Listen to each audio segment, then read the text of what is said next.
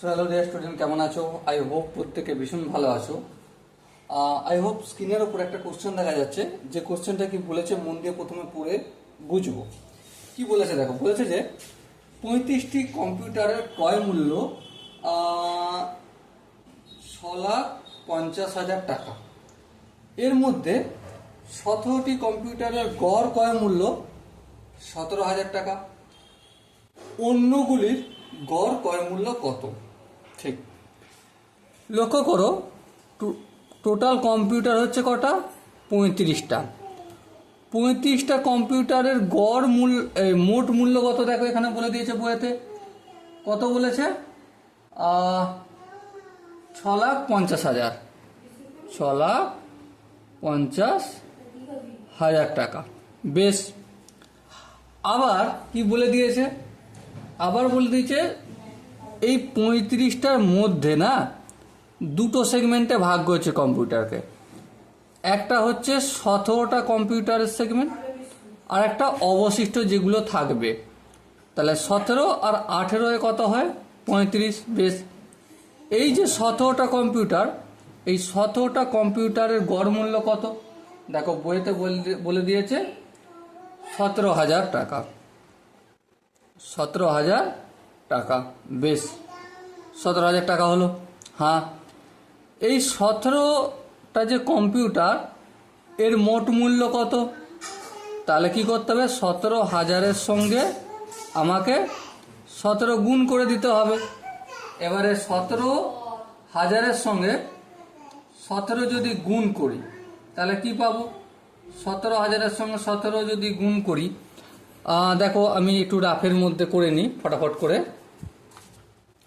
1 7 1 7 17, 7 7 49 9, হাত থেকে 4, 7 1 7, 7 4 7 8 9 10 11, 11 হলো, 7 1 7, 1 1 1 9, 7 1 8, আর এটা 1 আর 1 2, 289, 289 1 2 3।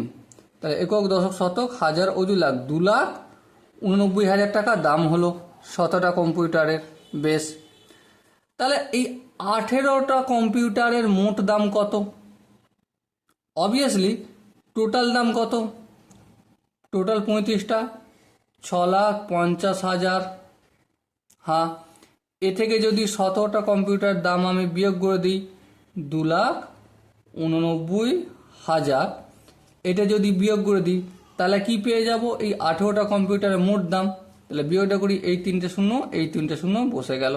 বেশ, 9 9 কয় 10, 1 দিতে হাতে থাকে 1, 8 আর 1 9, 9 কয় 5 না 15 হবে? অবশ্যই 15। 9 কয় 15, 9 10 11 12 13 14 15, 6 দিতে হাতে থাকে 1, 2 1 3, 3 কয় 6, 3 দিতে। তাহলে 18টা কম্পিউটারের মোট দাম 3,61,000 টাকা। হ্যাঁ, এবারে এক একটার দাম কত? অবভিয়াসলি 3,61,000-কে যদি আমি গড় বের করতে বলেছে, তো এই অবশিষ্ট কম্পিউটার মানে 18টা কম্পিউটারে, তাহলে 18 দিয়ে যদি ভাগ করে দিই কত পাবো? পাবো অ্যাপ্রক্সলি 20,55,55 টাকা। তোমরা একটু ভাগ করে দেখে নিও। ওকে, সো এখানে যে 4টে অপশন আছে, অপশন ডিটা সঠিক উত্তর হবে। সো আশা করি অঙ্কটা তোমাদের কনসেপ্ট ক্লিয়ার হয়েছে, বা যদি কোনো জায়গায় ডাউট থাকে কমেন্ট সেশনে জানিও, আমি প্রতিটা ডাউট ধরে ধরে ক্লিয়ার করে দেবো। ওকে, সো দেখা হচ্ছে পরের সেশনে। ততক্ষণ পর্যন্ত ভালো থেকো, সুস্থ থেকো এবং জয় হিন্দ।